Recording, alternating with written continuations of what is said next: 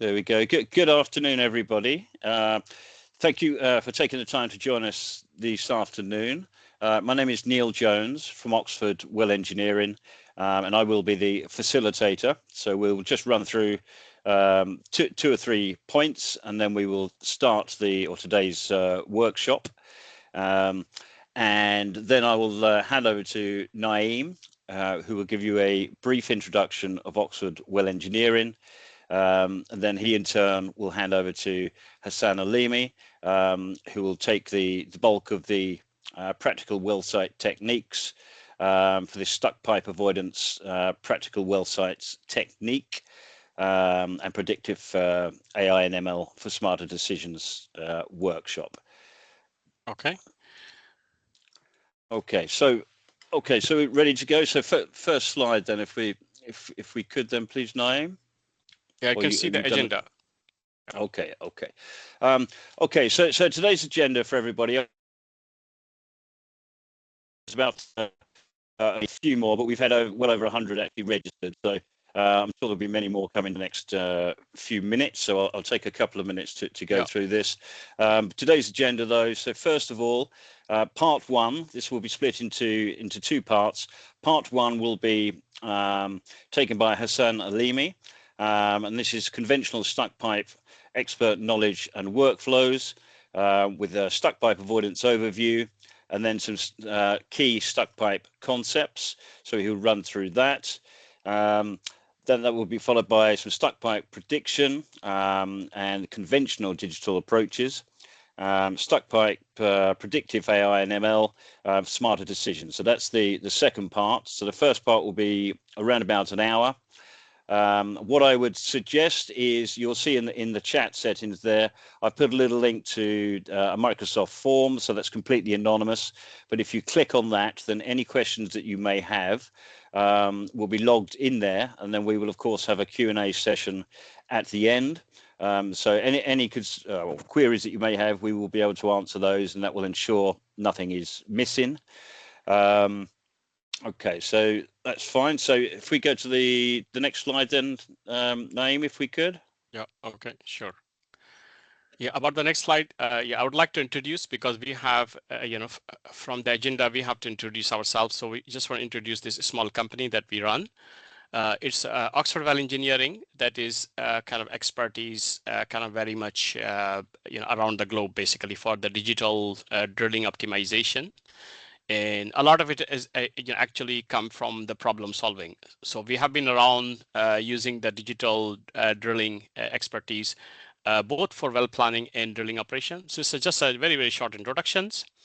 And we are very proud of being third-party challenger. So we are the one who actually challenge the well designed and the cost and things like that. We have been around doing this for some time now.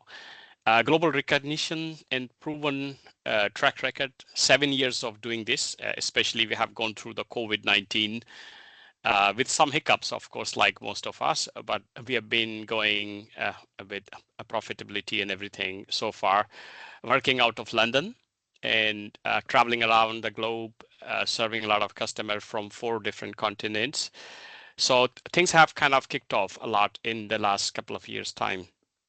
And we have been chosen over major vendors for delivering the right solution, basically, because you can ingest the data for these and go through all the motion. We go straight to the answers, go straight to the solution, and it is most of the time it is the right solution, which is suitable for the customer. Also, we have been called upon to deliver practical trainings, and this webinar is also the part of it to share the knowledge that we have. Ideally, we want to share something that you can keep, basically. It has to be practical, otherwise it's not worth your time or my time. So we have been called upon on these, even though this is not what we do on a day-to-day basis, but we love to train people so that they can use it. Otherwise, there's no point for training. So we have been traveling for these in various countries, especially advanced well engineering. And we do bring softwares with us. Whenever somebody wants to get trained, they get the software, they get the real stuff. and they can have software for months if they want to keep it for months to learn properly with us. So that's kind of a methodology that I like to follow for training. And fast and quick deliveries. We do have software kits and things like that that we can quickly engage. So it's a kind of a small introduction of this very, very specialist company that we run from London. Service portfolio, it's got a diversified service portfolio. As you can see, that there's a lot of different deep expertise that are required to deliver this kind of comprehensive portfolio that we have. I've been involved with 75% of these expertise myself, but we do have subject matter experts. All of them, most of them are independent consultants. Some of the guys I work with, some of the people I am working with at the moment, you would like to see them here. Myself and Neil are the staff, and we do bring people in and out. If sometime we are working for them as well, because they are highly, highly experienced people, globally recognized. As you can see, this diversified team that we have worked with them in various projects in various companies. Okay, places we have been or we are currently working on. We have ongoing contracts in far places, Australia and other places. So it's a time difference is very big. Sometime I'm working a little bit later in the nights, around the midnights, and talking to people in Australia and other places. It's a very fantastic collaboration that we have, ongoing contracts. Most of the time it is coming to our table when they could not solve it themselves. So it's something I just take it as a compliment that it comes to us only when they cannot solve it. Okay. So let's come back to the introduction of ourselves here for the speakers. I will be also presenting a part of this webinar that will be around the digital. That's my favorite and also my area of expertise. On my end, I'm a UK chartered engineer with MSc in petroleum engineering from the United States. I've been around for 23 years, and my company is doing its work for the last 7 years, I mentioned. So it's been kind of a success story in the real terms. And for the last 5 years, I am teaching digital drilling optimization to MSc students in the EU's prestigious University of Leuven in Austria. If you Google my name, you'll probably see me as a visiting lecturer that I am in. I have also delivered a lot of SPE lectures in various continents. Now I will give it to Hassan Alimi, who will be presenting the part 1 of this webinar. Hassan, please. Yeah, thank you, Naeem. Hello, everyone. Good morning, good afternoon, good evening. My name is Hassan Alimi. I'm a charter engineer. I'm a key mechanical engineer, over 34 years experience in upstreams. Working for various operators such as Exxon, Shell, Total, Repsol, Eni, etc. And particularly, I'm focusing on the drilling and operation. And I have been awarded as a principal drilling engineer with Schlumberger SLB the last 3-4 years before I leave. Schlumberger retired in September last month. And also I have worked as a drilling instructor for a SLB for 5 years in the United Kingdom Training Center. And also I have been involved with the lecturing the Aberdeen University MS Petroleum Engineer since 2018. Also I have a few innovation patent has been filed for some challenging well drill these days and some solution to the problem solving using the patent and innovation.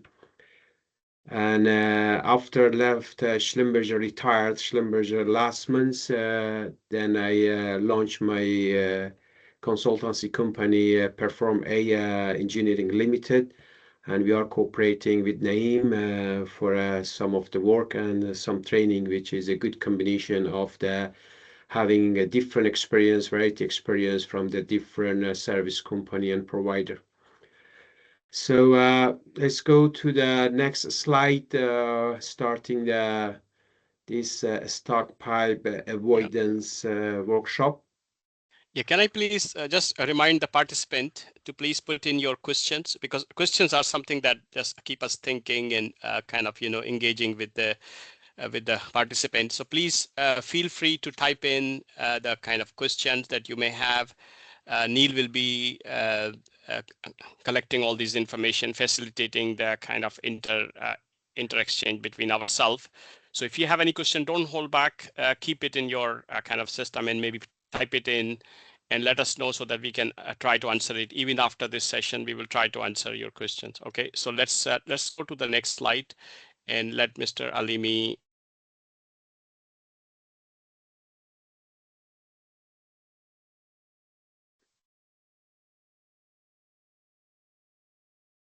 Yeah, so probably can go to the next slide. This has been already discussed about myself.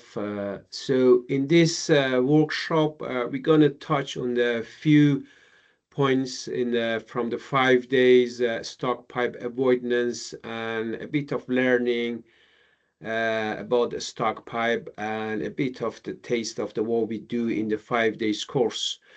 So we're going to talk about the preventive measure and key point for prevention, which is the most important for a stock pipe. So basically, if you try to do preventing the stock pipe, it is more success than when you deal with the stock pipe. And most of the cases, dealing with the stock pipe wasn't success. So prevention is the key. And one of this prevention is a BHA design and how to design the BHA to make sure you don't get a stock and you're preventing the stock. We're going to talk about the initial response of action for freeing the stock pipe. Normally, they say that all the school first half an hour of the stock pipe, it's very, very important what action you do. And if you do the right action, you have a high chance to get free. If you do wrong action, it's high chance to not get free and you lose the wellbore completely. We also talk about the execution and parameters that can affect the hole cleaning. And hole cleaning is one of the major part of the stock pipe. And we need to make sure execution is properly done and the parameter is properly used to not getting stock and hole cleaning is proper. And also we talk a bit about the wellbore stability, which is also one of the major part of the stock pipe.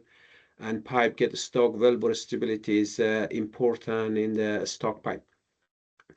So if you go to the next slide, please. So a bit of the overview for a stock pipe. So if you are not aware, to get a bit of taste of how important is a stock pipe. So basically, any stock pipe could cost between the $100,000 to over $1 million. And actually, recently this year, I've been involved with one of the stock pipe event, and it cost $3 million to get back to what we were, and we lost the wellbore. So it is very important for price wise and globally. The event of the cost of the stock pipe is somewhere between the 250,000 to $500 million annually. So it's quite a big money is wasting and losing in the stock pipe. So it's good to get to know how to deal with the stock pipe. How frequently that the stock pipe is happen? Normally, based on the last few years, 25 to 30% of the drilling non-productive time is coming from the stock pipe. So from all the event of the NPT, the tools, equipment, failure, formation, casing, all etc., 25 to 30% of them coming from the stock pipe. So avoiding the stock pipe, saving 30% of the NPT, that's a big money can be saved and can spend on the drilling and production and better efficiency. So when it most often occur is basically tripping in and out. It's most in part of the stock pipe event is happening.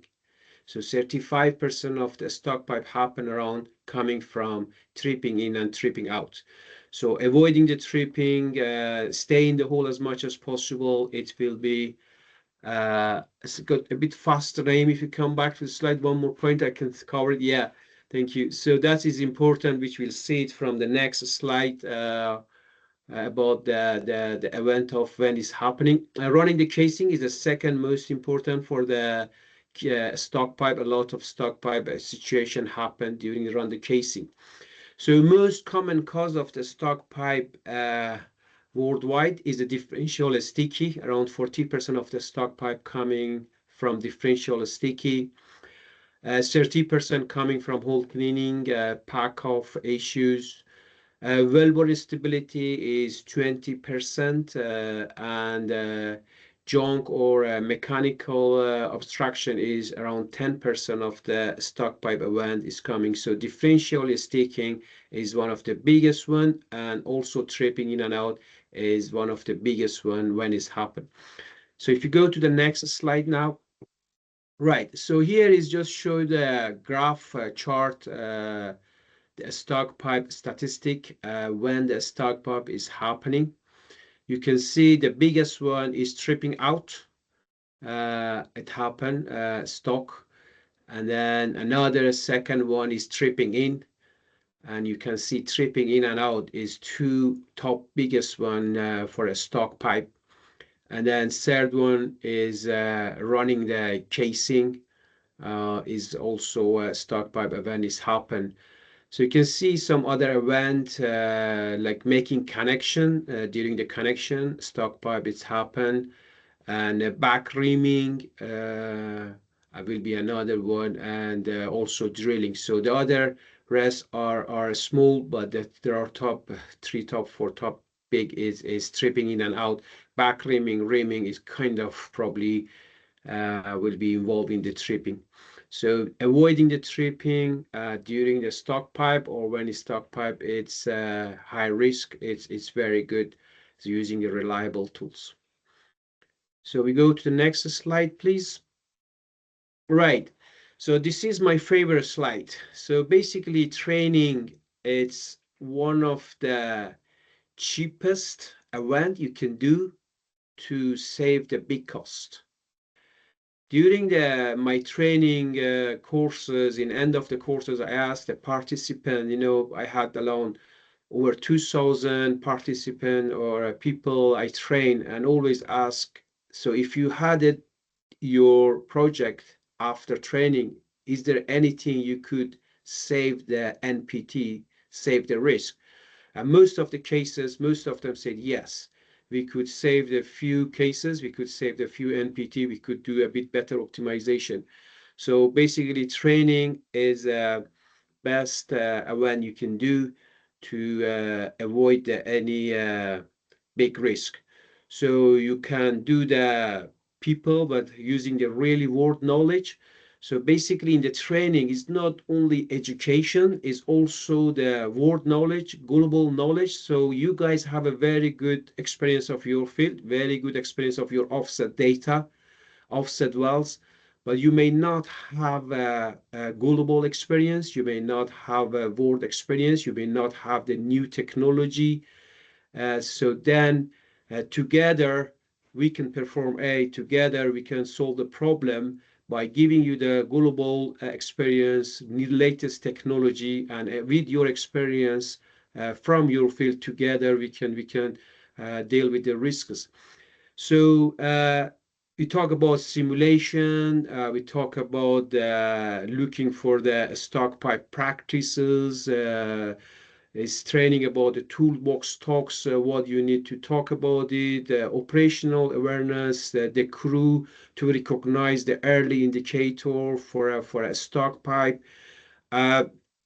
We talking about the response matrix and or guidance, what you need to do, what you don't need to do, and who is the responsibility in this training. Competency deployment, make sure that drillers, mod engineer, directional drillers, everybody knows their specific rule and their specific responsibility. So this challenging well has a risk are not easy to complete. So there's the simple well, you may have some mistake, you may have some error, but still you will be able to drill a well, still you will be able to complete the well. But when you get to the challenging well, like a stock pipe, ERD well, HPHT well, there is no room for mistake. And a small mistake can cost you big money.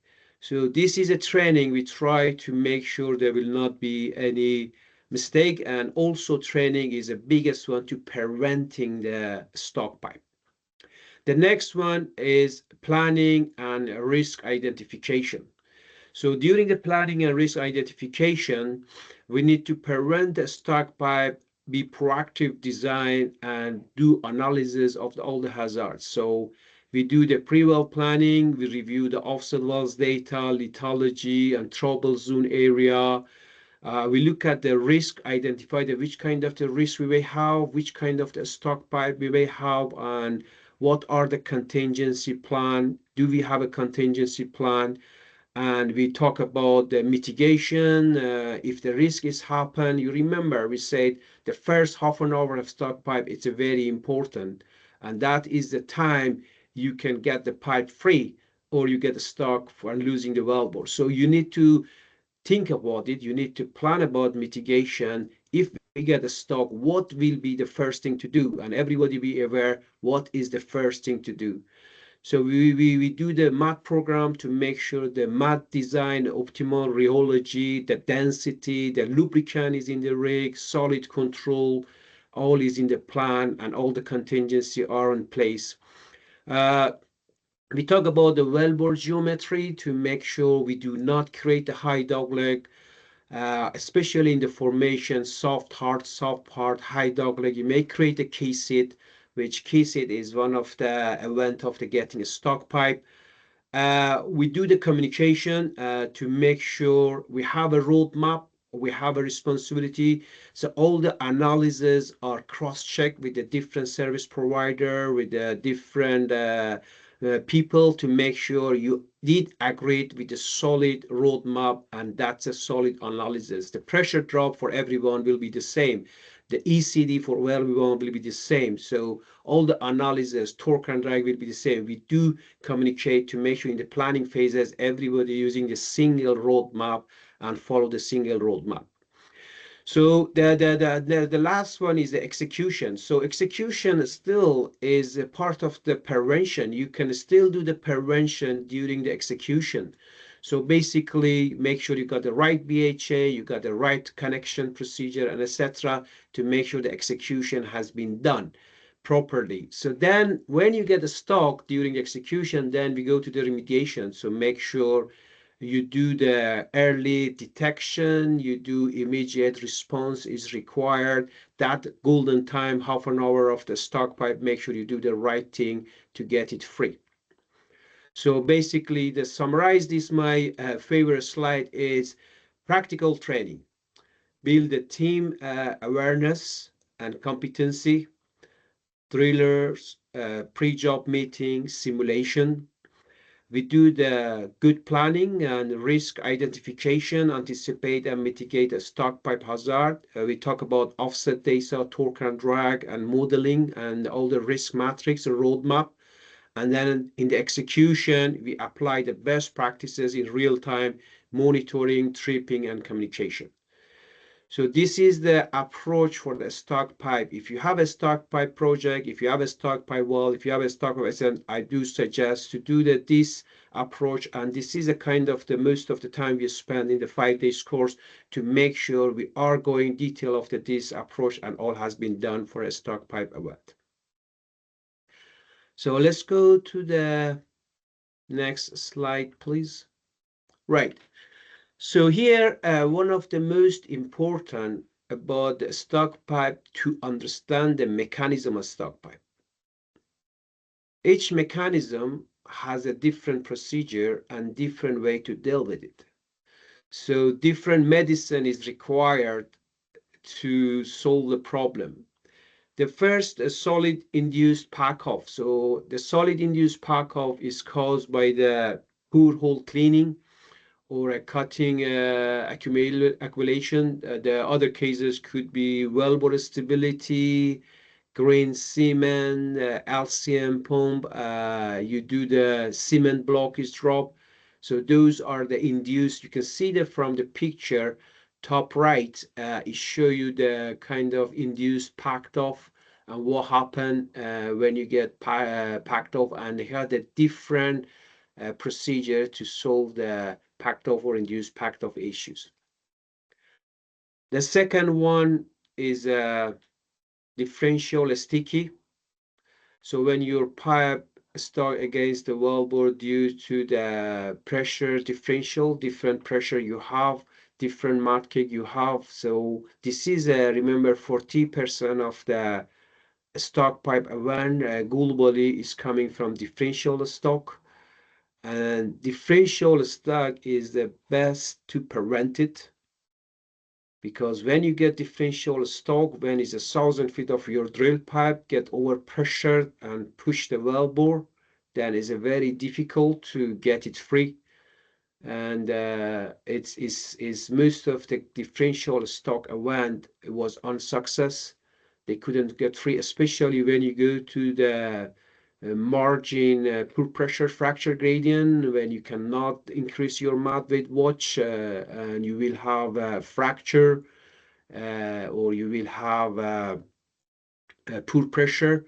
So then you will have a less chance to get free while you have a differential sticky. So the third one is a mechanical geometrical sticking caused by key seat, wellbore geometry. You have a ledges, you have a tight spot, your BHA design is bad, your stabilizer configuration is bad. You can have off the drop some equipment in the whole block. So this is can cause the mechanical or geometrical sticky. And in the training courses, we have some exercise, we have some question, and we can find out what mechanism you have, and there is a procedure and flow chart for every mechanism, how to deal with it and how to get it free. So let's go to the next slide, please. So yeah, if Naim can just, this movie shows the clay ringing coming to the surface. You see how bad could be the clay when you have this situation. So it's very difficult to get free or stock. So one more time, please, so you can see it again. Can you guys hear the sound that it is making? No? Can't see it. Okay. Wait a minute. Let me click the play button on it. Okay, hang on a second. Let's just do it this way. Yeah. Yeah. You can see it there. It's okay. not playing. It is not? No, it's not. Hang on. Not for me. Let's reshare it. This time I will share it where it is happening. Okay. Can you see it now? Oh yeah. Okay. Yeah, so you can see how badly the clay is coming, and I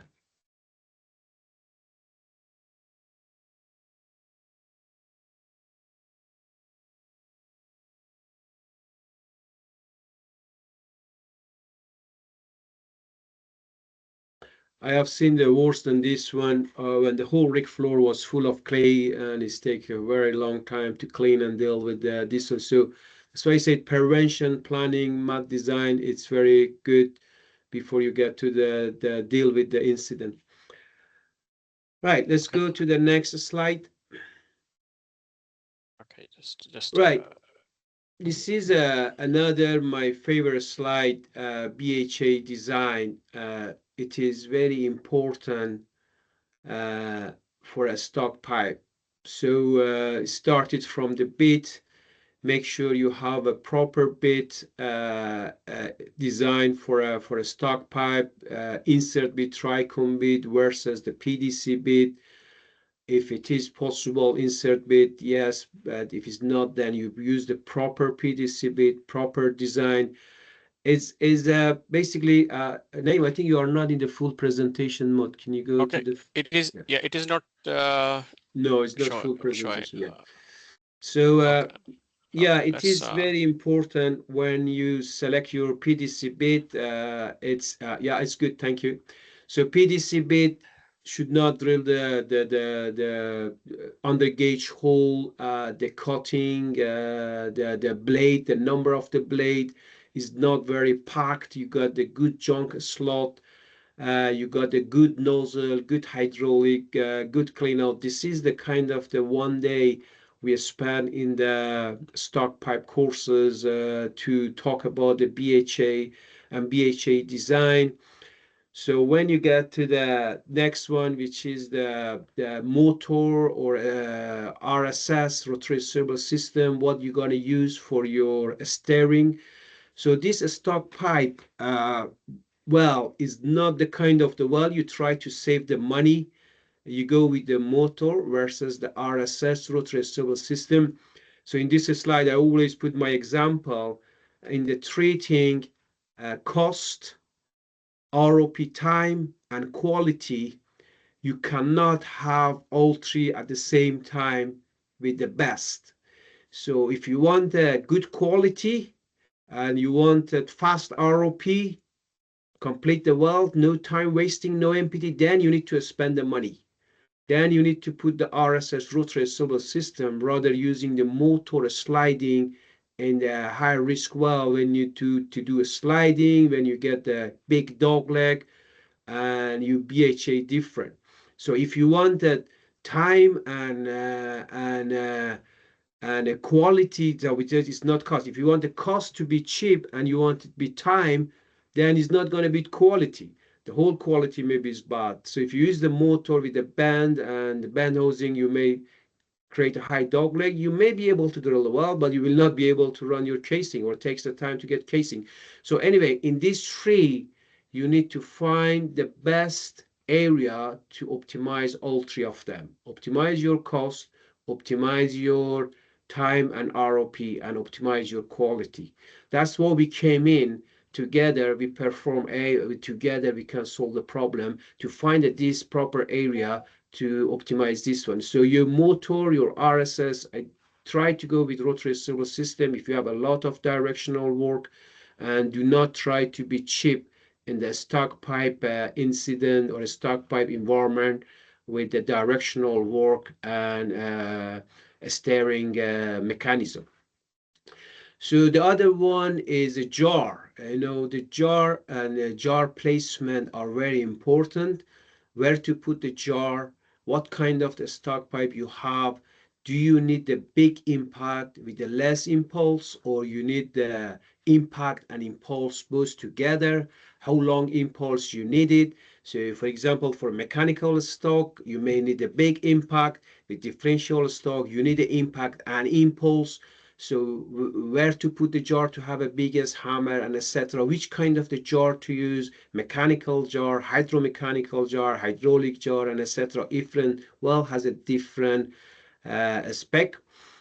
Then heavyweight drill pipe, it's better to use compared to the drill collar if it's possible, but we have a different heavyweight drill pipe. We have, if you look at it from the left to right, after jar first pictures, then you have a heavyweight, two set of heavyweight. You got the normal heavyweight with the tools joint and a middle joint and offset in the middle of pipe, and then also you have an enhanced drill pipe, which kind of stabilizer, the undergauge stabilizer get in the middle of the pipe, which is good for hole cleaning, which is good for agitating, cutting, and etc.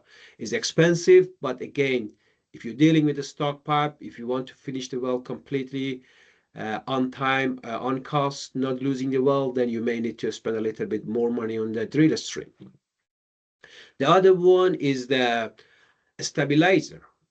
the most of the packing off and most of the whole clubs and most of the stock is around the stabilizer.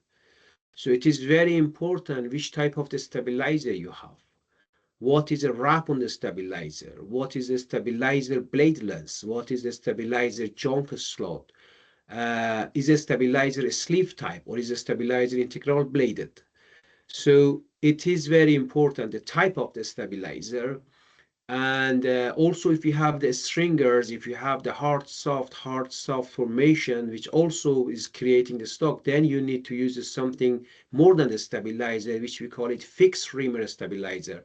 You see the picture, the red in the top is a fixed reamer stabilizer. You got the kind of the insert bottoms in the blade on the taper, which is helping to smoothing the steps and create smoothing the ledges, which help to avoiding the stock and preventing the stock. So this is a type. Then where to put the stabilizer is very important. How far it should be apart, and normally we use the golden rule of not having the drill collar more than the 60 feet with no stabilization or with no standoff. So this is a big operator using such a rule or golden rule to not getting stuck in the stock environment. And then is also what size of the stabilizer should be full gauge, should be under gauge, how much under gauge. This is all the stuff we normally talk about it during the training to use the optimize for your BHA. And of course, there is no standard BHA for a well. If there was a standard BHA for every well, then we don't need the people like us around. We don't need the experts, so we could have the manual, we could have the procedure. Okay, this is a BHA, we will have a pack of issues, so we go page 34, this is a BHA to use. No. So every well is different, every well has a different challenge. We need to look at the whole challenge and we need to balance it and then come with the optimized BHA. So this is one of the job we do myself and Naim. So drilling optimization is my favorite to do optimize the drilling with the optimizing planning, with optimizing the BHA. So I can see a lot of wrong BHA in the wrong hole, and they create the issues and create a stockpile. The other one is a drill collar. So we have a different kind of drill collar. We have the slick drill collar, we have a spiral drill collar, we have a flexion drill collar, and each of them have a different benefit, different pros and cons. But normally, if you have a differential sticky, do not use the slick drill collar. Try to use the spiral drill collar, or if it's possible, flexion drill collar. Is very similar to the heavyweight drill pipe, but is a non-mag and also is a more flex. But again, depended your well, depended on your well profile, the flex it may create you some shock and vibration, some flexibility.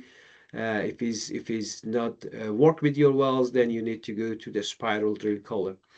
So the BHA, it's very important. You control your wellbore geometry, you control your hole cleaning. So BHA is basically dictated the hole, dictated the inclination, dogleg, tortuosity. So its key seat is coming from BHA. If you have a proper BHA, you will not create a key seat. If you don't create a key seat, you will not get a stock. So then also effect of the differential sticky risk. So if you have a long BHA, a lot of color, you will have a differential sticky, and it's very, very difficult to get free.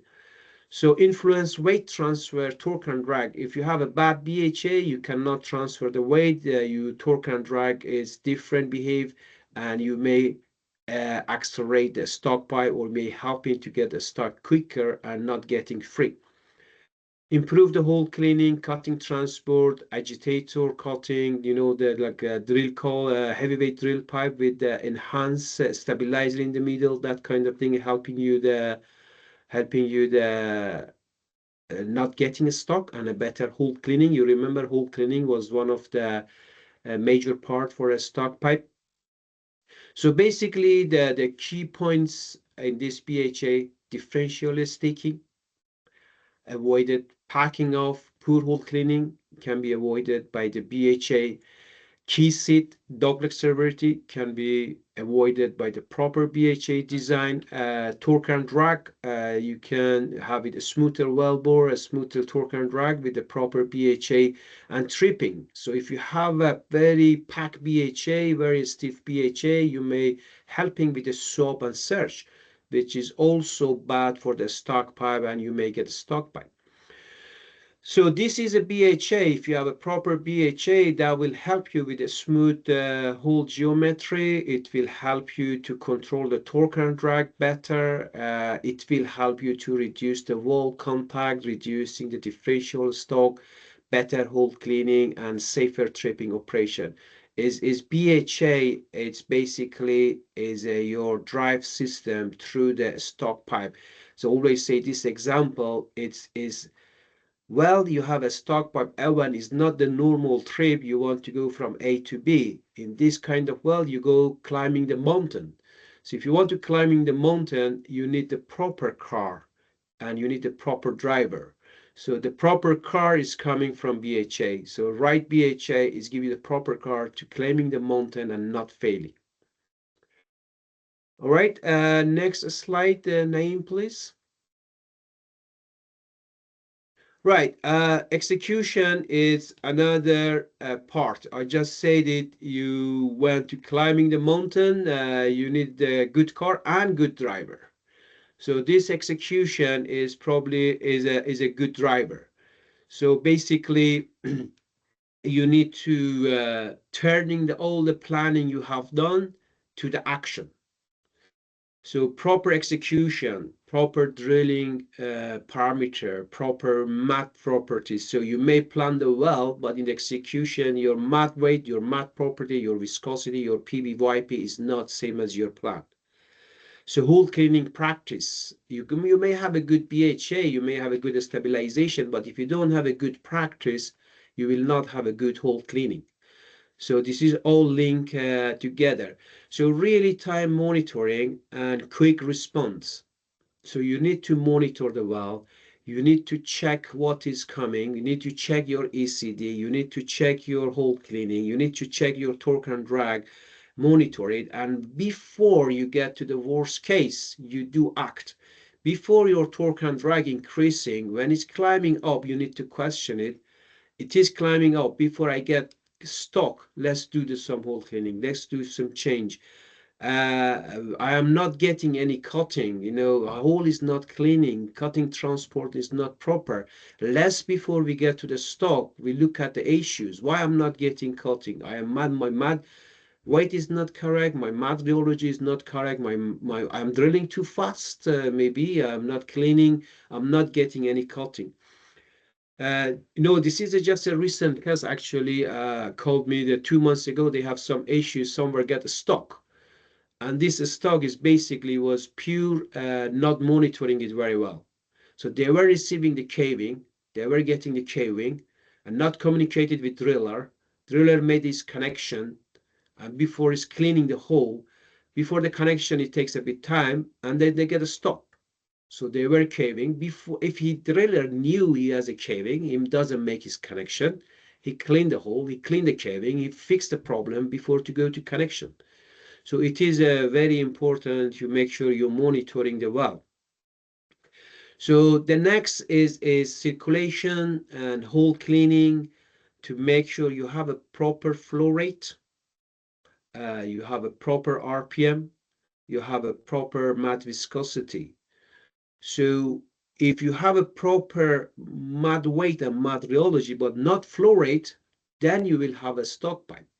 If you don't have a right RPM, the hole maybe is not cleaning properly, you may get a stock pipe.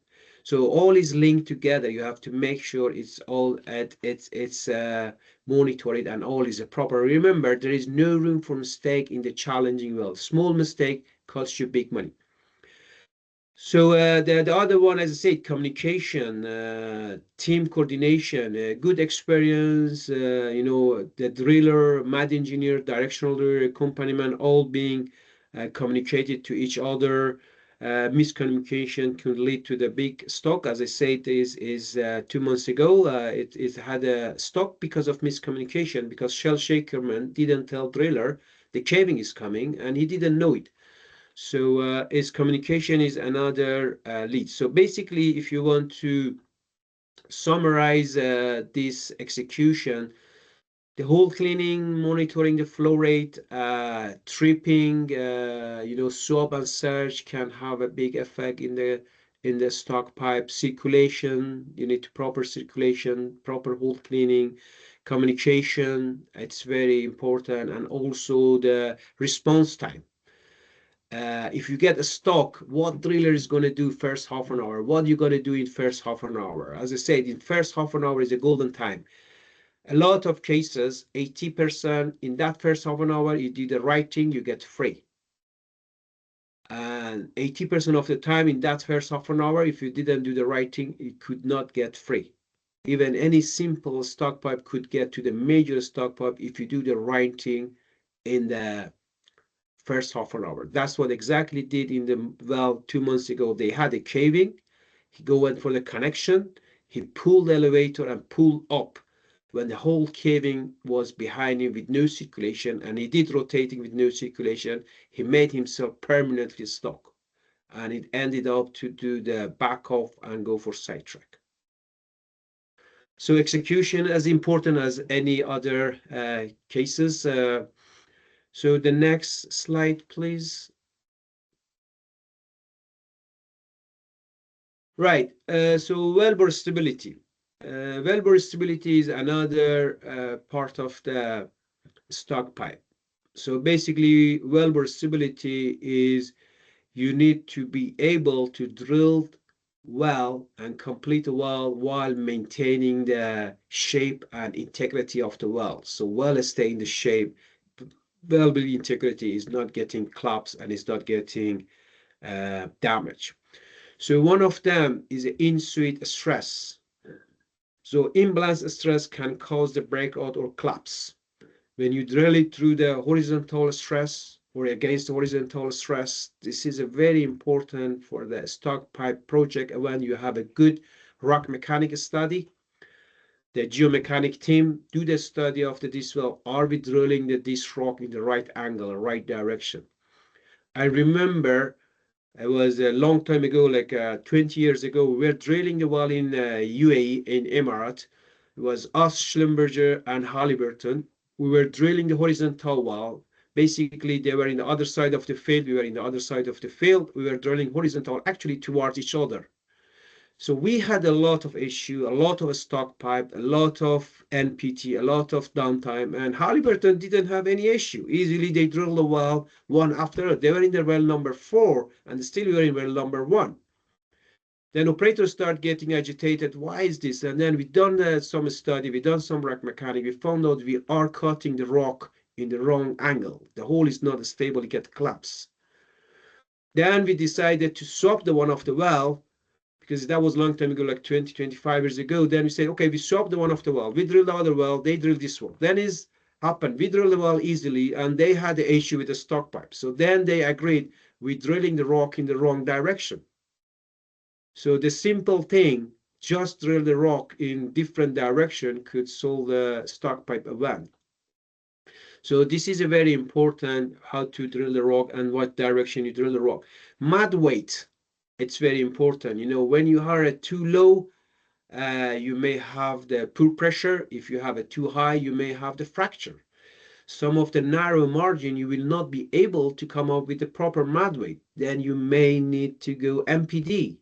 You do managed pressure drilling, and then you keep the hole stay. Otherwise you will have the collapse. You will have the stock pipe. Formation type, it's very important. What kind of the formation you do, shells, reactive clay. You see what happened in the clay. It was coming to the rig floor, weak sand, this kind of formation. It's difficult to drill, and you will have a stock pipe event. Drilling parameters, poor hole cleaning, aggressive tripping, destabilize the wellbore. If you have a swab and search, you can destroy it. So the normally said wellbore stability, you should not damage it. again, try to be prevention. If you damage the wellbore, if you stress the wellbore, that will be very difficult to fix it. It's like the baby, make sure he's sleeping and do not wake him up badly because he cry. And it's very difficult to deal with him, and you need to keep him calm and no damaging it. So drilling parameter could be one of them. So in the stockpile, when the stockpile is happening, is differential stock is basically is very difficult, and the pipe is against this one. You need to do the proper PHA, proper design, and you play with the mud weight to deal with the differential stocking. So pack off, cutting, build up the whole cleaning, and allow the solid to accumulate. It's could happen. You have to be careful. Wellbore collapse is formation failure, leads to the rock fragment and jamming the pipe, and that could get you stuck. Key seed and tight spot. It's also can give you the some problem. You get a stock, and there is a little table, some mitigation, some prevention active you can do when you get a stock. When you have a borehole collapse, it's basically maintain the correct mud weight, make sure the ECD is good, monitor the ECD, and then sometime you may need to go with the MPD, and a lot of MPD project is coming up. So is not only for well control, and you found out in some of them drilling is better with the MPD, ROP is better with the MPD, stock event is better with the MPD. So that's maybe the solution for your well. Shell swelling, trying to use the inhibited mud, an example KCl, GLCl, and different mud type. Differential sticky, control the mud cake, avoiding the static time. This connection procedure, survey procedure are very important. If you have a rig problem, and there is a technology. When I say it is like technology, there is a technology, is a continuously circulating time, circulating. So there is a SOPs. You can have a continuously circulation even during the connection. So there is a little SOP goes in top of each stand, and then when there is a connection, you hook the pipe in the rig floor. You will have a circulation while you make your connection. So we call it 24/7 circulation. If this is a case, very sensitive, they use it for some HPHT well, they use it some the MPD well. If the stock pipe, it's problem, differential stock pipe problem, you may need to use that little sub. It's give you the continuous circulation even during the connection time. Pool hole cleaning, it's very, very important. You need to make sure maintain the annual velocity. You have a proper viscosity, and follow the best practices for a whole cleaning. So let's go to my last slide. Is some real practice I want to share with you. It's a very simple case, but it saved some stock pipe events. So what happened? It was a solid induced packed off. The summary of operation, it was a drilling 12¼ hole. It was a surface drilling 12¼ with the 385 GPM only, 125 RPM, using the 8.9 ppg mud, 13 PV and 23 YP. We were using one pump with the low flow because there was an issue with the lost circulation in the unconsolidated formation near the surface. So we had to flow very low. Drill pipe get stuck at only 282 feet from surface ground level. During the connection, it takes more than the 20 minutes. There was some issue with the top drive, and we get stuck. We did work the string, torque over pull up to 325,000 pound unsuccessful. Actually, was a lot of over pull near the surface. We evacuate the rig floor, make sure nobody is there. Could pipe break anytime. So it was unsuccessful to get free. Then we get the total loss when we try to increase the circulation to get establish some circulation. We get the losses. Then we run the macaroni string is only 1¼ inch through the annulus, and packed off. We saw the packed off at 199 feet, which could not go down anymore. Then we start circulating, cleaning the packed off, and manage to run this macaroni string to the bottoms, clean the hole, clean the packed off, establish the circulation, and we get free. We circulate and a string coming out of the hole. So it's a very simple case, but a simple solution, but we managed to get it free. The pipe. So action, establishing a circulation is one of the most important when you have a stock, introduce the packing off. There's a lot of cutting is there, a lot of packing up. You need to establish circulation and you need to clean the hole. If you cannot establish circulation, it's very difficult to clean the hole. So apply low pump pressure, do not exceed the fracture. If you do fracture, you get more, so you will have losses and you will create another problem, top of your stock pipe problem. Attempt to circulating, maintain the back pressure. We try to maintain the 200-300 psi back pressure inside drill pipe, so we could bleed off in the annulus, so we not put too much pressure. Repeat the torque release until the circulation is gained of the pipe. So if the stock pipe it's shallow, you will be able to run the macaroni string, a small string. That could be the good practice, which is help us to do the pack off clean and free. And some prevention recommendation. Remember I said prevention is most important. High flow restricted due to low circulation risk in the weak formation. So you see what we can do. If you cannot flow high, you will have a fracture. Let's simulate it. Let's see what is the maximum, what is the optimum, how we can increase the flow rate. A stock bob accurate from top drive delay and the annulus pack off. So make sure his service is done. Make sure if you have a RCD or a continuously circulating sub. If you have a top drive fill, if your top drive fill, you may need to pull up, check the top drive, come to the casing, come to the surface, fix the top drive before you go down. Improve the hole cleaning with the viscous pill and pipe movement. If you see the induced packed off, you clean the hole, you do the more circulation. Maintain the adequate flow rate for a cleaning out, plan the pump for the larger hole circulation.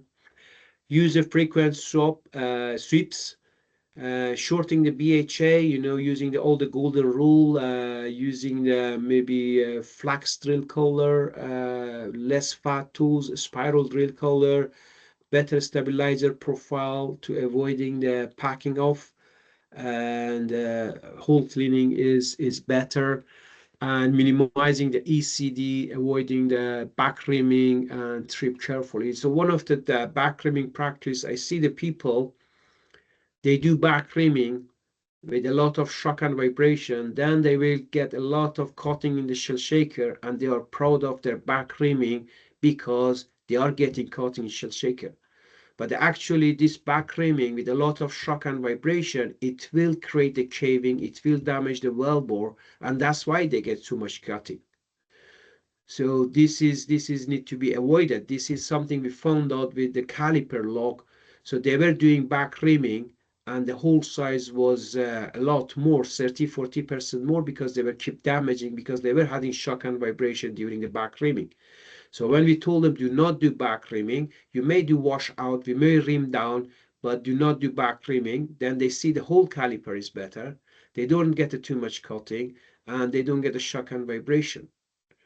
So make sure what is required and what you need to do. So this is my last slide. And think, Naeem, I can pass it to you. You can carry on with your slide. I think my time is over as well, so I don't have much time. I wish not. Our time is not over yet. But yeah, anyway, thank you very much for the very, very technical explanation. I really like that you have pointed out a lot of emphasis on this BHA design, basically BHA design, and how and the way that you actually conduct it. Any small operation such as back reaming, you will think that back reaming will move all the cuttings, but it is creating the cuttings in the wrong situation because of the stabilizers are making hole. They are hitting on the sides because of the massive vibrations, and it is creating cuttings that way, and nobody knows where those cuttings are coming from. And I think it's a fantastic presentation. Thank you very much for going through all the explanations and everything. Since you have a lot of experience, you talk about the technologies that you have worked with in the past, which was always great. In some of the areas, people wanted to go really cheap. People wanted to use conventional technologies, and they want to do the mistakes and hurt with the failure, find the recipe to solve it. So, I mean, a lot of time they wanted to go very cheap, because think about MPD. A lot of onshore well, their cost, MPD, if you pick up MPD, it will cost you 15-20% more on the well cost, as high as this one. I have been on some of those roles. People say, bring me the most experienced directional driller, most experienced DSV, who have been actively drilling with success. So, but again, Mother Nature is very unforgiving. It will punish you if you do not match the right technology to it. So I totally agree with you that sometimes you have to, if it needs MPD, it needs MPD, otherwise you will be getting punished with high failures and stuck pipe and everything. Thank you for that. Okay, so on my end, I have got few slides about continuing, just a couple of more slides that could be the practical use probably related to the BHA design. It could be nice to know what not to do with the BHA design. Very simple. Basically, I'll just fly through it very, very quickly, and we go to the digital part. For the digital part, I have got a few slides, and we will be talking about the way that things are going at the moment, and how which one had been successful for digital problem solving. And those are the kind of new areas. I would not call it new, but I think they still have to win their respect. Some of these AI and machine learning, when you say that, people start to listen. People say, okay, let me listen. These guys, they're talking something smart. But we need to see the results. And the result is success. Success is still a little bit far, but some success is coming. So I will probably explain just a bit more once we get there. I will give you two more slides for conventional ways of this stuck pipe stuff. Okay. The one is about BHA design. There was a case study we kind of ran into. Some people say we did not expect that we would get stuck. They were drilling highly deviated well, and they had a reamer in the hole, just like I'm showing you here. The inclination was around that, like 50 or something like that. And they were drilling the tangent. They had no problem, but suddenly they start, once they get out of the shoe, they start to get high contact and high drag and stuff like that. They did not expect it. They say, why we are having so much contact? Then when they had a stuck pipe event, and they got stuck, they tried to move it, try to free it. They twisted off. They twisted off just above the reamer. Okay, so those things are hugely costly. You can imagine an onshore well with $60,000-$70,000 per day. You lost a few days of it, and they were expecting only 10-15 days of drilling or 20 days of drilling.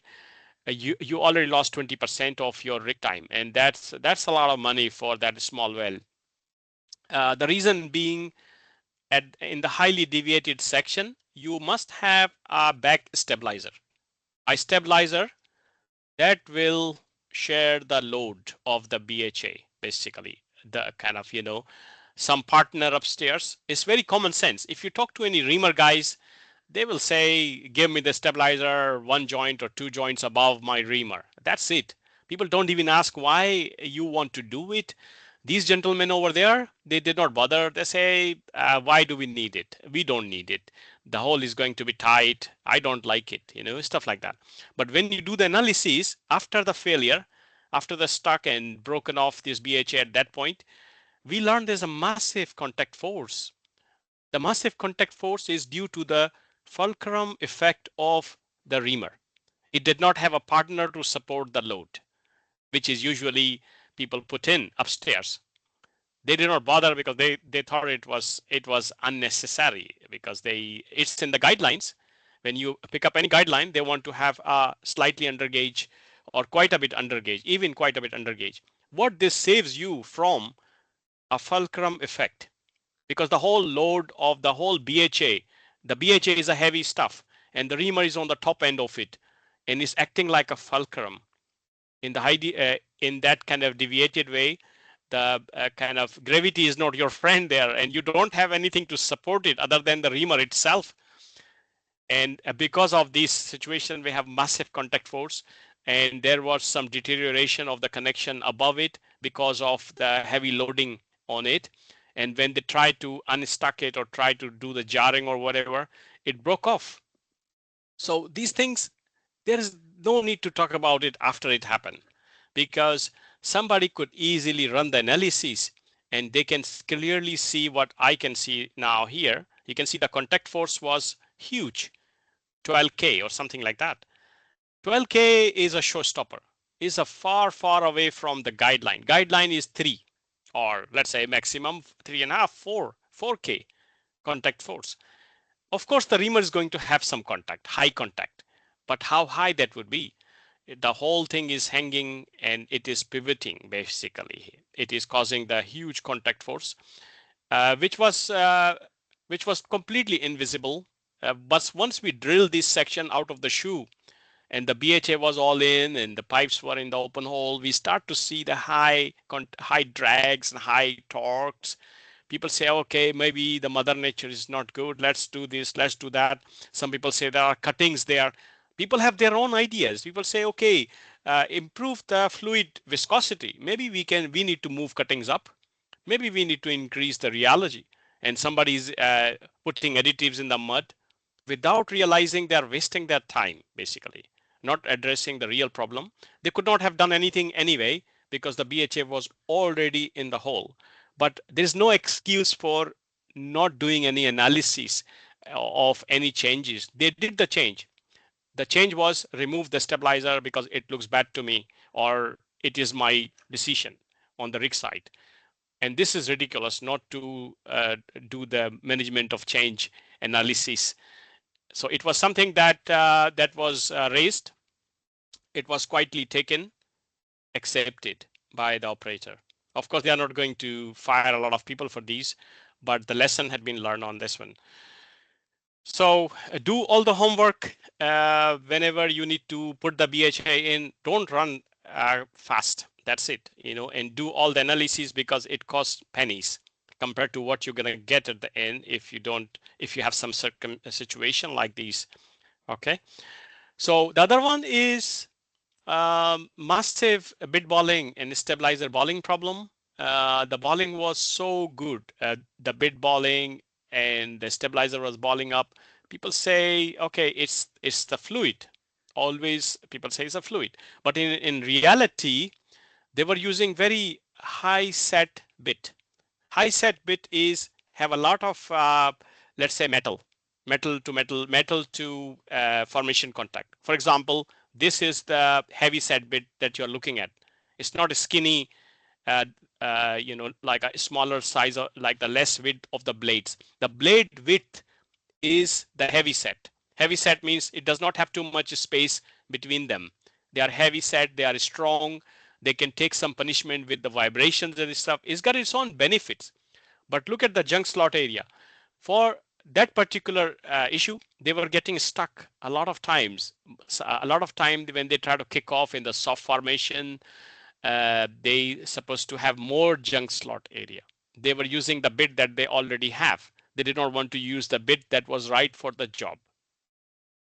They did not optimize the bit junk slot area. This junk slot area for a top hole is very, very important, because you want to pump a lot of fluids. That fluid needs the space to go out. If you have the heavy set bit with a very wide these spiral blades, that will be a problem because the junk slot area get clogged up with the cutting, and next thing you know, you are seeing this picture upstairs. So those things are very small things. If you sit down with it, do the calculations, don't use what you already have because it's cheaper. Because of that, they have multiple problems. In all of those problems in the top hole, it was understood that the bit type was not looked at. They did not look at it because for a lot of people, bit was just a dumb iron. It should work because I ask it to work. It's just a cutting tool. In reality, it's got a hydraulics. It's got these junk slot areas. It's got the optimization, big time optimization that you can do with the bit. If the bit is not good, regardless of what you put it on the top of it, RSS or no RSS or MPD or no MPD, it does not matter. The bit will not cut properly and cause you heart attacks. Basically, it's a failures from the start. So those things are small when you look at it, but they are big if you're on the wrong end of the stick. Okay, so those are two small takeaway from our design optimizations. Let's come back to this one. So for geothermal also, I would like to say for geothermal, there was a lot of stuck pipe. There was one operator came to us, say, okay, guys, we have got 2 wells we want to drill. We already have the design. You don't have to worry. Just look at it and pass it. Okay. So one of the risks was a stuck pipe. And when they start to drill, we kind of found out that they were drilling for 2 years, 18 months, 16 months, something like that, 1.5 years of drilling, a lot of stuck pipe, huge amount of stuck pipes. And this is what I'm talking about. The geothermal could not take off too much because the cost of drilling is so high for various reasons. The one big reason is the stuck pipe. If you can sort out, do the design properly for the stuck pipe focus, you may not be costing so much money for geothermal wells. 16 months of drilling because of so many stuck pipes, so many losses and everything. People should use transfer over these oil and gas skills into the mix. Also the digital stuff that you can put into the geothermal. Digital stuff is not expensive. It just needs the right people, and not just the programmer and the analyst. We are looking for people who are digitally savvy, but they are drillers. Okay, that's the right combination. So those things could be very hurtful to see it in the background. But again, this is what we do. A lot of people think that if you are a PhD or have certain education, you're good to do all the work for geothermals and for the drilling because you're so smart. But drilling, a lot of it is practical training, practical stuff that you have seen. You have this sharpened common sense. You combine it with the technology. If you miss out on that one, you go with the common sense, you fail. So you have to have the right combination of the technology and the local experience. Common sense is a superpower for drillers. Okay, so let's come back to our slides. This is the kind of something I really love to do, is the digital drilling optimization stuff. I've been doing the digital drilling optimization for a very long time in various real-time centers, very, very big companies I worked with in-house with them, have traveled in various countries. Every country have their own ways of approaching digitally to solve the issues that they are facing. For the stuck pipe, for example, this presentation is all about the stuck pipe. So we are not going to trying to diversify it. We just focus on the stuck pipe. So digital approaches are conventional. Previously, when somebody say, give me the digital approaches, you will say he is going to talk about fancy stuff.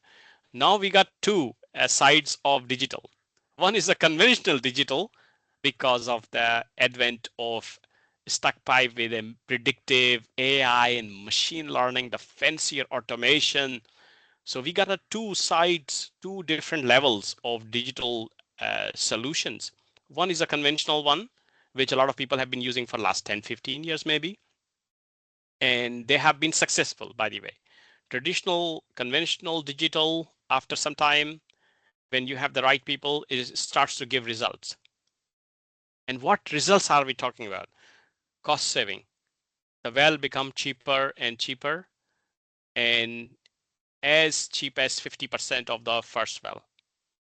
Okay, if you do the digital right, even conventional, without being fancy with AI and machine learning, if you do your homework right, do the digital in the planning, do the digital stuff in the planning, and there you go. You create a roadmap which is already optimized.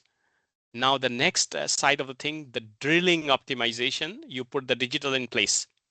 Digital is something that you carry with you like a toolbox with you. A good performer will have digital toolbox with him or her for everything, the whole project of drilling, starting from digital offset analysis, digital problem solving retrospectively. What I mean by this is if you have been drilling X amount of wells or some wells, you may want to recreate digitally what happened, what caused trouble, what caused failure, what caused issues, what caused efficiency problem, micro KPIs and whatever. You need to run a comb through the whole previous wells or problematic sections. This comb is digital. Okay. Once you collect all the bad stuff and all the stuff, good stuff as well, because you want to reinforce everything that has gone right, you want to kill off the bad stuff. All things should be done digitally. And the people who are equipped with starting with passion, second, the technology. If you don't have a passion, you get whatever technology you get, you got wrong answers because you're not really applying common sense to it. Using AI and machine learning blindly does not work at all. I have seen people having fanciest technologies, the most beautiful visualization. When you see, did you save any money? Answer is zero. Or maybe we did, but we don't know if we did. There's no answer basically. So the answer is success or not success. What KPI? Well cost. Is the well cost still the same or less or high? Failure rates, NPT percentage is still high or the same? People don't want to answer this question. They say, okay, look at this visualization. It is telling me everything I need to know. But that's not the answer. Answer is, are we saving any money? Where is the kind of, benefit? So those things that you guys need to ask whenever you are engaged with new technologies, ask that question. What is expected of it? Can I save some money? What that would be? What is the benefit? Otherwise, we just played with a beautiful toy and we did not really use it to our advantage. Okay. So that kind of experience that I have with it. Let's talk about, I mentioned it verbally about digital optimization. I'm not going to say too much because we do not have huge amount of time left here because I would like you to ask me questions and if so we try to close this. So for digital optimization, you go digital from the day one, and there are ways to do things. There are technologies you can use, and they are not expensive. Only thing you need is a roadmap. Okay, the roadmap to use the technology. For example, you want to select some rigs to drill with, and you have a couple of rigs you are thinking about. All of them looks good. It's time to run automated digital analysis, compare the micro KPIs, pick up the micro KPI of the rig. Rig is just a machine, it's a mechanical system. It does the repeatable connection, repeatable running speeds, whatever those are. You put them on the table and do the comparison analysis. Think about your campaign that you will be drilling. You'll be drilling like 10 wells, for example. Each well will have 2,000 connections. And then you got a feel for how much invisible lost time you will get if you pick rig A versus rig B or whatever, This is just one KPI we're talking about. On my one well, we did this analysis for our campaign, $6 million. Check out the LinkedIn post that we did recently about this one. But this is just one KPI. How about other KPIs? Maybe is compensating. Some KPIs are bad in some rigs and good in the other rigs. So we can maybe have to have a big picture rather than just say one KPI, I will pick this one. So just to give you these information pieces, we can talk about this roadmap anytime you want. It will take us quite a bit of time to go through, properly absorb where will you do what with digital technologies. What technology will you use at what juncture, 1 and 2 and 3. The most important is actually the well construction, the drilling part, the execution part, where you marry the digital technology on minute to minute basis. Every minute is infused with digital technologies. Some of them are minor, some of them are major. This is where AI and machine learning comes in for stuck pipe. And this is where it should work nicely if we have done the good workflow and we have done the homework. All this stuff will be full of trouble. The drilling will be full of trouble if you are on the wrong side of this dotted line and you did not do a good job with the digital stuff. That's what my takeaway for you. If you want to remember just one thing, you need to optimize on both sides of the coins with digital in your toolbox. How would you do it? We can maybe have a session sometime about this one. This is a little bit longer chat, but this is something that you do. And also the digital lesson learned is another way using these kind of powerful technologies to inject into the planning. Number 5 goes to number 1, going backwards and recreate all the issues that you had in the digital domain. Okay. You can have a real-time center that will catch the stuck pipe. You can have a proper real-time center. Too expensive probably. So for big operators, they have a real-time center. The KPI for a real-time center is well cost. Did they get any benefit? I was working for a big company. The way that they sell it, they go in there, say, what is your NPT or failure cost? Somebody said 25%. They say, we will give you a real-time center. It becomes 21% or 20%. Challenged. And they did. So this is powerful, established technology, also for the stuck pipe. Okay, mainly for the stuck pipe, but it takes a lot of effort. It's not so simple. These are the conventional ways. So, however, what I suggest, what I have done and also work in the kind of this capacity to have a real-time center on your desk. If you are a good engineer, your desk is the real-time center. And you will not be working 24/7. You will be just taking in the question, do the analysis, provide the answers. Are we going to get stuck? Are we getting the risk of stuck? You will answer it because this could be trained. You could have a desk, a problem-solving desk, digital solution desk. You can be trained for it. You will have a workflow similar to RTOC. You only use this capabilities when you need it. So you can have without it if you are so keen, and that things are not expensive because you are running it by yourself. It's the only thing that you will get training from people like ourselves, and the workflow that we give you. So it's a kind of very powerful thing you can do for yourself, maybe sometime in the future, or get in touch with us if you like to learn more about this opportunity. Okay, so let me give you a kind of scenario because this is supposed to be some kind of practical. Suppose this is your hook load roadmap. For those who don't know the roadmaps are engineering roadmap calculated from the engineering model.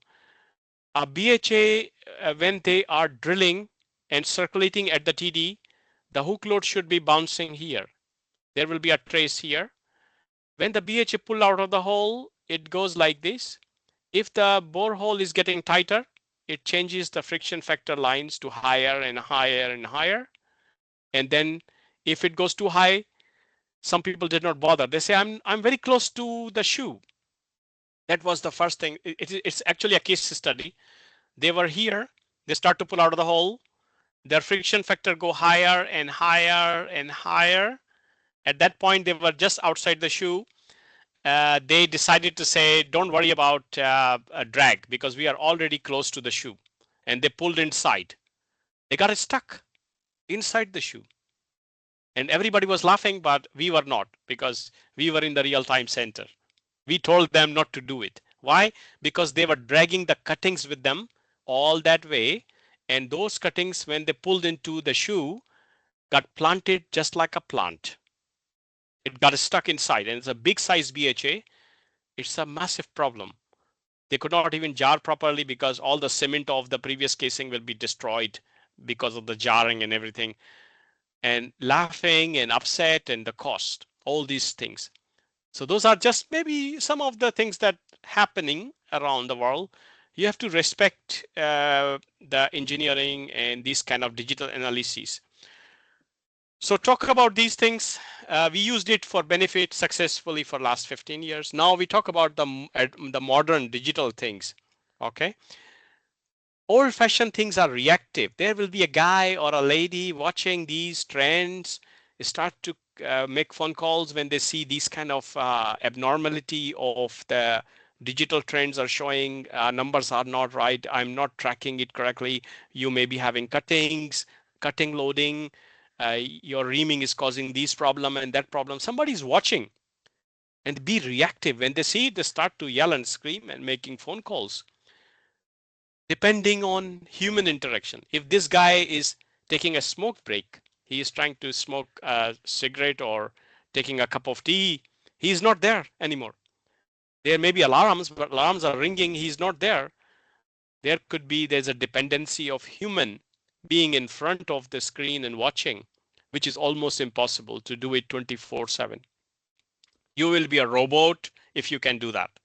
People expect you in the real-time center to be that robot. They pay for it, huge amount of money, 1.5 million for one desk or something like that for the whole year. But it does not happen. When they do that checks on it, some people will not catch anything. Some people were sleeping because they had a very tough day. It's a 12-hour shift. So these are no go basically. You don't want to be in the traditional way of digital detection of the problem of this stuck pipe and everything, and lack of real-time contextualization. You don't have too much deep information. It's not changing by itself. You need to redo the models. You need to calibrate the models, stuff like that manually.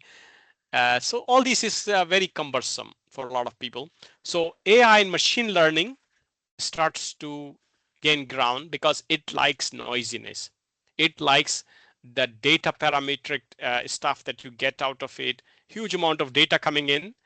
And for example, just for the mud logging, like 8 or 10 things coming in, it is continuously ingesting it and making sense out of it.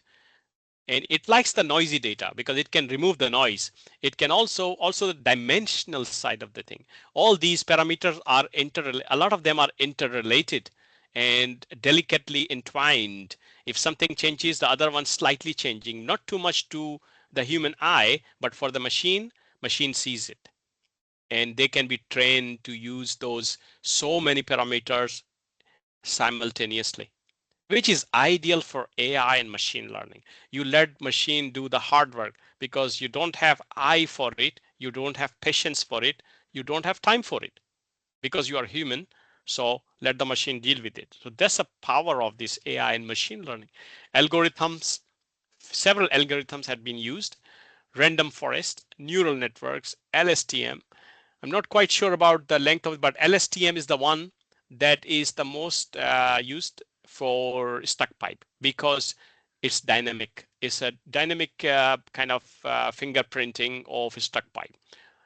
It has, for example, if you have stuck pipe events, like 15 of them, 10 of them, you kind of find out the signature move of those parameters that happened before they get stuck. What was changing in what proportion against what? So you use this machine power to find out the pattern, dynamic pattern, speed of changes, and all this stuff. It can get programmed. The first time when you run it, you will miss out all the stuck pipe, maybe.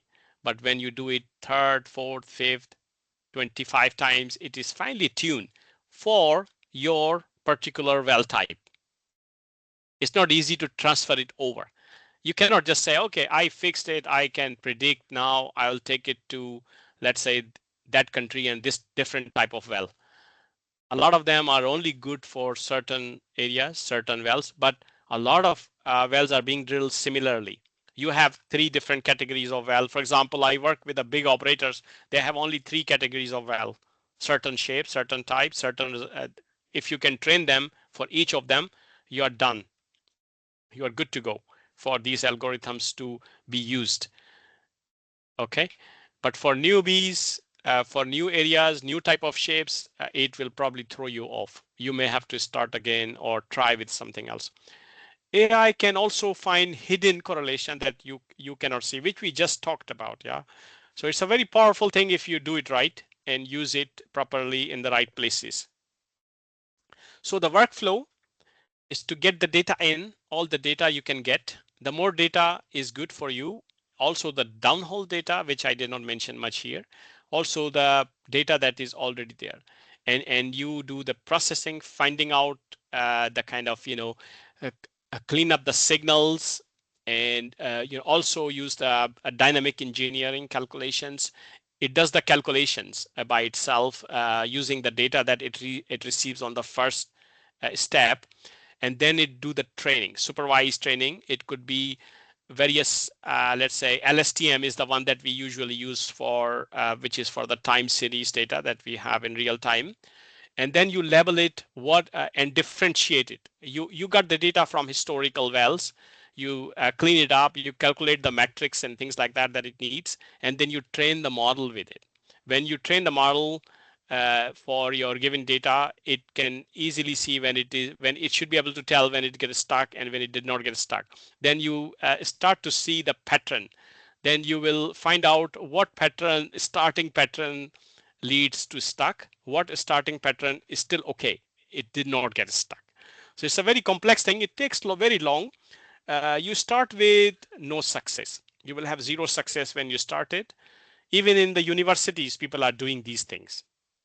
I have seen some young chaps, they have not been on the rig floor, and they were telling me they were able to get 30% right, 25% right, stuff like that. So it is all about just the machine and the software. It does not know drilling at all. If you don't want to know drilling, it will still calculate and with a decent chance of success. So out of which it says to you through the heat map, percentages, or the fraction, dashboards, alerts, it tells you, man, you are going to get stuck. I am seeing 75% chance of getting stuck because my patterns are matching with what I have seen before. That's what it says to itself and tell you through the visualization package or the dashboard, these information pieces. And then you failed it. Suppose you did not bother, you continue to drill because you did not agree what system told you, and you did not get stuck. So the feedback will tell you, yes, we did not get stuck. So send it back, improve my model training. But sometime if you get stuck, you will go on the positive feedback loop. You say, yes, we got stuck. Good job. Use that more. That is working. So you reinforce the model. You feed the model positivity, and it does the same thing again. So these kind of things in a very rough way. We are talking about very rough way because the critical part is model training. You need to have huge amount of data, and you want to have the right set of data.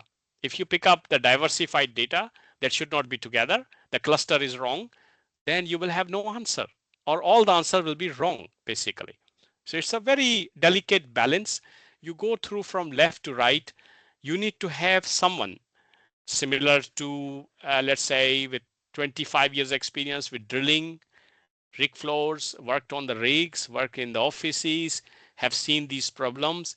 They need to work together with model training, everything, basically, all the parts and bits and bobs to make it successful. Right now, what I notice is the drilling engineers have their own office. They don't talk to the digital too much. Digital people do not talk to them too much. They just have occasional meetings, talk about this and that. Everybody go and do their own thing. That is the kind of issue that that is holding things back just a bit, getting to the success part of it.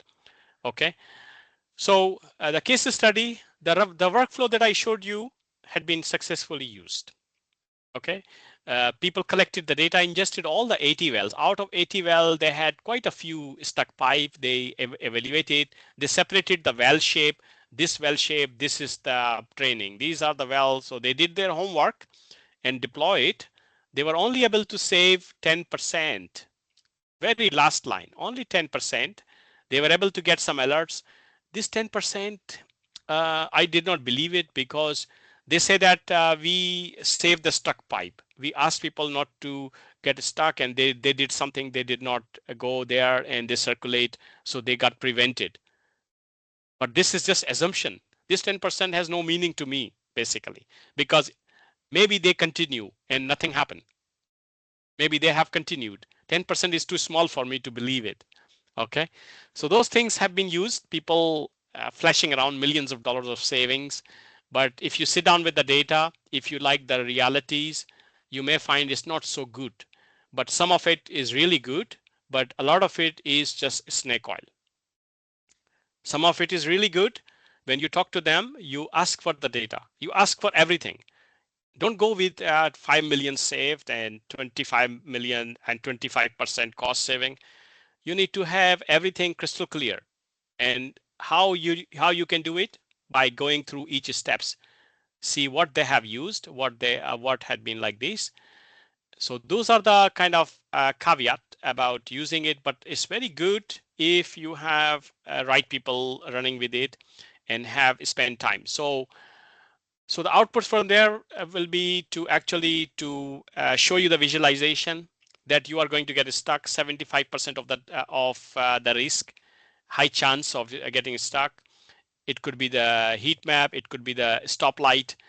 Green is okay. Yellow, you are getting a little bit tight. The hole is getting tight, and stuff like that. Similar to we are very used to with these things. Also, it will tell you do this, reduce the weight on bait, increase the flow rate, but nobody looks at it on the rig floor. Why? Because these are automated advisory messages. Some of the very high-end digital software, they do not advise because they don't know the ground realities. Whatever they advise will be thrown out of the window because it's not mature enough to give these advice out of automated system just yet, unless you have a super smart system working, you have tested it fully. It stops the rig for no reason, and you lose more on the rig time than you can save by these technologies if you don't do the smart ways. So these are all coming our way sooner or later. I would like to just say about, before I stop it, the future of this, where it is going to.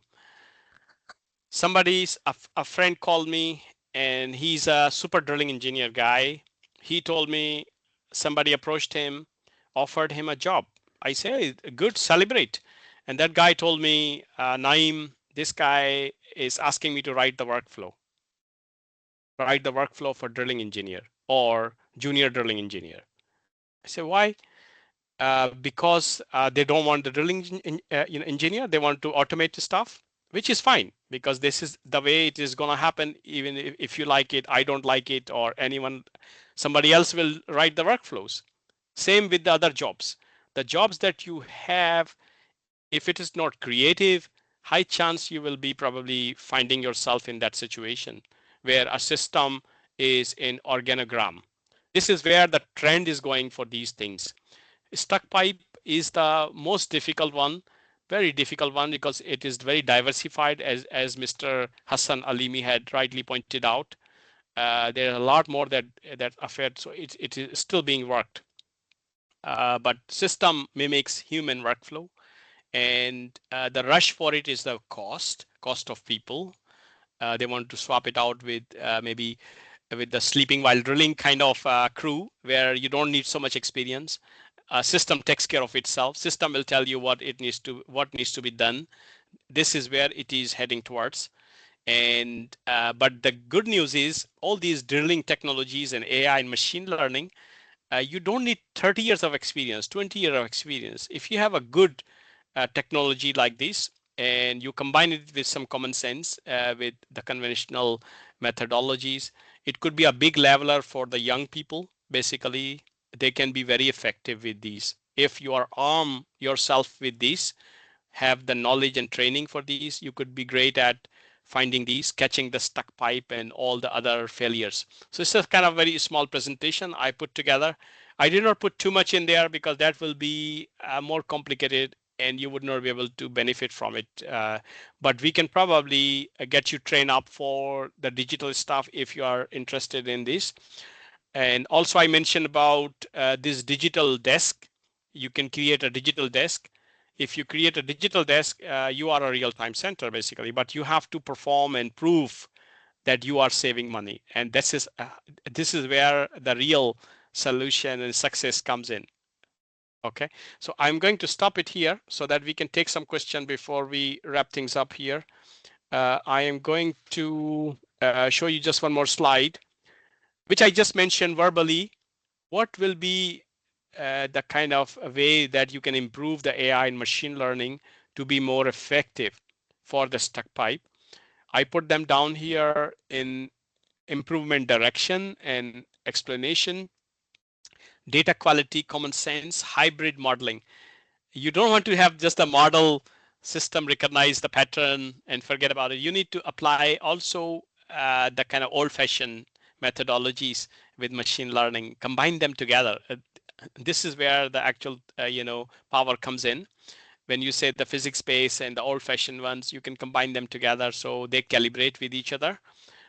Something that machine learning calculates is completely rubbish. At that point, don't send out any instructions to solve this and do this action. That's completely wrong. And this is where these can work together. And also the kind of explainability, because a lot of these machine learning, they don't have any rationale. The way that they give answer, you cannot ask them why you are right, why you are correct. It does not tell you. It calculates through the neural network. Okay, and all these continuous learning, very, very powerful. And look about the collaboration. The thing that I mentioned, we need to combine the actual people with the artificial intelligence. This is where I think the gap is just now. People have been carried away with beautiful visualization. They forgot about how to engage people who have seen this problem for a very long time, and they can calibrate the AI to actually give the right results and success. Okay, I'm going to stop it here and maybe come back to this slide. Okay, Neil, if you would like to let people, Yeah, certainly. Thank you very much indeed, Naeem and Hassan. Both excellent presentations, and I think complementary to each other as well. Just regarding the questions, there's not that many questions actually. There are a few, but if I just quickly run through them, if I will. Are you there as well, Hassan? The first two are for your good self. So from you have to apologize, or I apologize for any mispronunciation here, but Nayafel, I believe, he's from Weatherford. So he's asking you, Hassan, is there any difference for the stuck pipe when conventional drilling versus managed pressure drilling? Do you see any differences? Yes, when you have margin pressure, when the fracture gradient and pull pressure are very close. On an example, you have 1 ppg different, then it's very difficult to have a mud weight can keep the formation and not having fracture or pull pressure. So then basically you damage the wellbore stability. Or another cases I seen, there is a maybe margin pressure higher up and better margin lower down, or other way around. Then with the managed pressure drilling, you can keep the pressure and keep the formation stable away, and using the lower mud weight to continue drilling. I have seen cases also MPD is using mainly for HPHD margin drilling, but I have seen the improve in the wellbore stability and improve in ROP when they use the MPD. And in fact, Weatherford is probably one of the leading MPD in the industry. So they should have some learning, and probably they are using this one in some business futures of the MPD. Naeem, if you have added anything to it. Yeah, nothing much. You are very cogent and explained, I think, very well. Yeah, no problem. Excellent. Thank you very much indeed. So one more here for Hassan. Then there is a joint question. So this is from Orkan, who is, I believe you're a PhD student at King Fahd in KSA. So welcome to yourself. How can we utilize stab type position, dimensions, and parameters on SPP calculations? Jars are are somewhat understandable, and we've not seen stabs in that context, I suppose. Yes. So the short answer, if you're attending our training courses, then you will be able to do this one in end of the courses.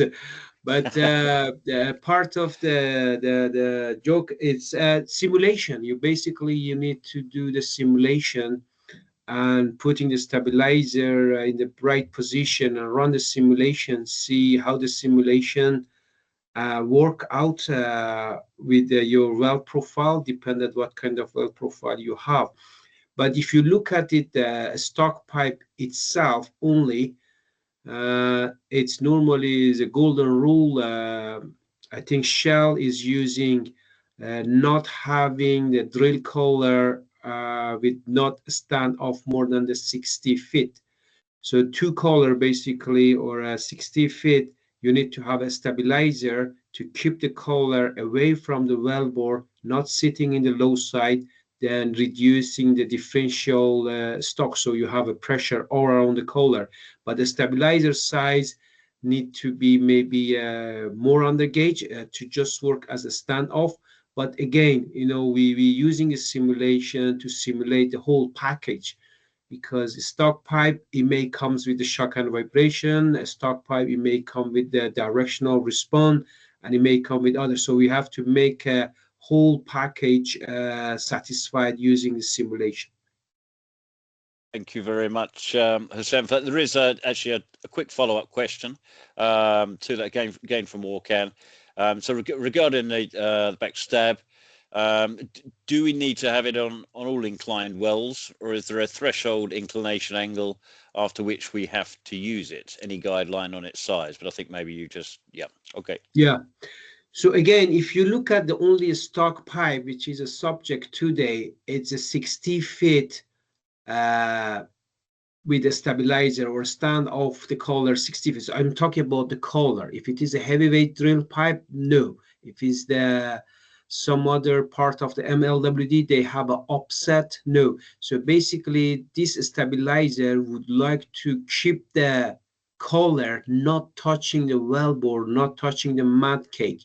So this could be applied to the inclined well, which is gravity force, and also could be applied to the vertical well or low angle well, because in vertical and low angle well, still you could have your collar pushed to the formation by the poor pressure. So basically, for every well, if you have a differential sticky issue, try to have a standoff of your collar with the stabilizer or some other stuff. Like the jar, they have the standoff themselves. Is always is high recommended. Jar for a differential sticky well has to be with a standoff and to be some space between the collar and the wellbore. Thank you very much indeed for that, Hassan, and I hope that was helpful for you as well, Orkan. So actually, there don't appear to be any other questions right now. Maybe if there is anything else, please put your hands up. We'd be very happy to answer anything you have. If not, then what I would probably do is just maybe ask Naeem if he has any closing remarks, potentially anything that's upcoming. Naeem?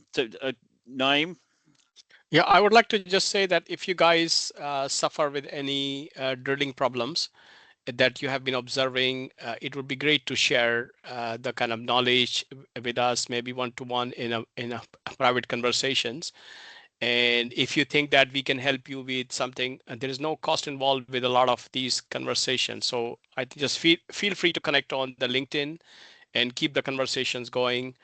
and support each other. Of course, we would like to say that could be the kind of best way forward for the drilling people to support each other, and also the wells professionals to share these kind of knowledge, especially the directly useful knowledge like a stuck pipe, and also the digital drilling optimization that you can use. All these new technologies are useless unless you have people with some passion, you know what I mean. So we will stay in touch with each other. Let's continue our work and everything. Thank you for joining this webinar. Thank you for Hassan as well. Yeah. Indeed. So yeah, I would just reiterate that, and just to clarify, if anybody has any questions or they do require a small chat for that would be for both Hassan and Naeem, myself together, then feel free to do so. And I think there's a key word here in these situations, which is discretion. So so if you wanted a small chat about something, that's not a problem. We'd be very happy to help in that regard. Also, yeah, that's fine. Thank you, Arkan. You're very welcome. You have a very nice day. So if that's it, I will end it here. Unless Hassan, would you like to say anything just before we leave? Yeah, I just want to say thank you very much for organizing this webinar. It was a first for me, and I quite like it. And thanks, Naeem, this opportunity to do this webinar. And thanks everyone attending this one. Is a pleasure to share some of our knowledge experience with you guys, and that is one of the goal. My retirement, to share my knowledge, not wasted. You don't sound very retired. Yeah, that's the reason I do the Aberdeen University, and I can see some of the name. I just familiar and worked with them in the past, and they were my colleague with SLB, and nice to see them. Thank you very much. Thanks, everyone. Okay, bye-bye. Thank you. Excellent. Have a good day. Thank you very much, everybody. Bye-bye.